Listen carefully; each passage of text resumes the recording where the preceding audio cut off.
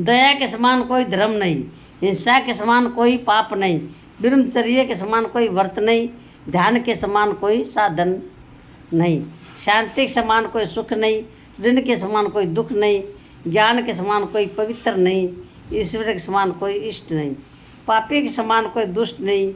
ये एक एक अपने अपने स्थान पर अपने अपने विषय में सबसे बढ़कर प्रधान है। 71वां नंबर है ये आ गया 72 नंबर। इसका ये कैसेट 71 नंबर तक शुरू हुई है, आ गया कि 72 नंबर की। कामी के साख नहीं, कामी के साख नहीं, लोभी के नाक नहीं, और क्रोधी के बाप नहीं, अज्ञानी के थाप नहीं, भगत के साप नहीं, नास्तिकों के जाप नहीं, ज्ञानी के माप नहीं, अर्थात इन लोगों पर इन पदार्थों के प्रभाव नहीं पड़ते। 73 आ गया। गंगा के समान कोई तीर्थ नहीं, गो के समान कोई शिव नहीं, गीता के समान कोई शास्त्र नहीं, गायत्री के समान कोई मंत्र नहीं, एवं गोविंद के समान कोई देव नहीं।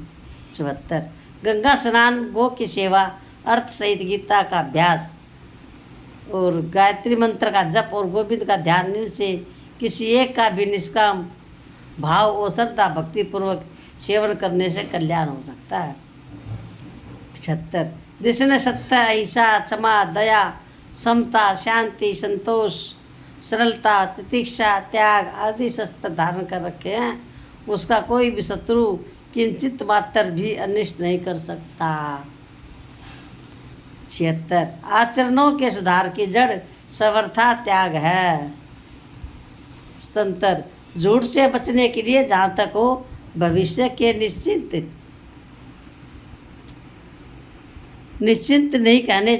ही नहीं कहने चाहिए। निश्चित के लिख रखा सही हो, निश्चित चिन्ह नहीं कहने चाहिए। 78 नहीं 78 आ गया। भगवान की प्राप्ति के सिवा मन में किसी भी बात की इच्छा नहीं रखनी चाहिए, क्योंकि कोई भी इच्छा रहेगी तो उसके लिए जन्म धारण करना पड़ेगा। इसलिए इच्छा, वासना, कामना, करुणा आदि का सर्वथा नहीं क्या लिखा है, इच्छा, वासना, कामना, तृष्णा आदि का सर्वथा त्याग कर देना चाहिए। 79 बार बार मन से पूछो कि बतला तेरी क्या इच्छा है, तेरी क्या इच्छा है, और मन से यह उत्तर मिले कि कुछ भी इच्छा नहीं है। इस प्रकार का अभ्यास से इच्छा का नाश होता है, यह निश्चित बात है। 80 महात्मा के हृदय में किसी प्रकार की भी इच्छा रहती ही नहीं, हमें भी उसी प्रकार बनना चाहिए। 81 संसार के किसी भी पदार्थ से आसक्ति नहीं करनी चाहिए, क्योंकि आसक्ति होने से अंतकाल में उसका संकल्प हो सकता है, संकल्प होने से जन्म लेना पड़ता है। 82 सत्ता और आसक्तियों को लेकर जो स्फुरन होती है उसी का नाम संकल्प है। महात्मा पुरुषों का पुनर्जन्म नहीं होता, क्योंकि उनके हृदय में किसी प्रकार भी किंचित मात्र संकल्प रहता ही नहीं। प्रारब्ध के अनुसार केवल स्फुरना होती है, जो कि सत्ता और आसक्ति का अभाव होने के कारण जन्म देने वाली नहीं है। तब साकारिक सिद्धि या असिद्धि में उनके हर्ष, शोक आदि कोई भी विकार लेश मात्र भी नहीं होते। यही संकल्प और स्फुरना का भेद है। 84 आसक्ति वाले पुरुष के मन में अनुकूल होने पर राग और हर्ष तथा प्रतिकूल होने पर द्वेष और दुख होता है। निंदा, स्तुति आदि सुनकर जरा भी हर्ष, शोक, राग, द्वेष आदि विकार नहीं होना चाहिए। कल्याणकामी मनुष्य को उचित है कि मान और कीर्ति कलंक के समान समझे। मान और कीर्ति हर समय संसार और शरीर को काल के मुख में देखे। 88 मरुभूमि में जल दिखता है, वास्तव में नहीं। इसी प्रकार कोई भी समझदार मनुष्य प्यासा होते हुए भी वहाँ जल के लिए नहीं जाता। इसी प्रकार संसार के विषयों में सुख प्रतीत होता, वास्तव में है नहीं। होता तो है लेकिन सुख होता नहीं वो। ऐसा जानने वाले विरक्त विवेकी पुरुषों की सुख के लिए उनमें प्रवृत्ति नहीं होती।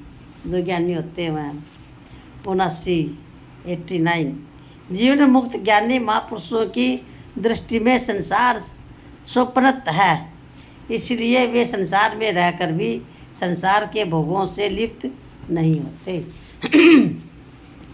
जीते हुए ही जो शरीर को मूर्ति के समान समझता है, मनुष्य जीवन मुक्त है। अर्थात जैसे प्राण रहित होने पर शरीर से ही संबंध नहीं रहता, वैसे ही प्राण रहते हुए भी जिसका शरीर से संबंध नहीं, वह जीवन मुक्त महाविदेही है।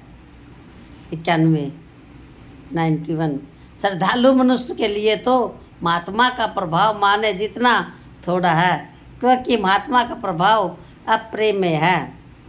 92 महापुरुषों के प्रभाव से भगवान की प्राप्ति होना, यह तो उनका अलौकिक प्रभाव है, तथा संसारिक कार्य की सिद्धि होना कितने प्रभाव है।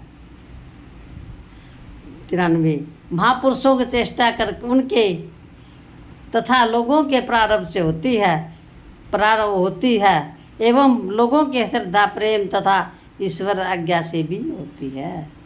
94 सर्वस्व जाए तो कभी किसी निमित्त से कहीं किंचन मात्र भी पाप न करे न करवाए और उसमें सहमत ही हो।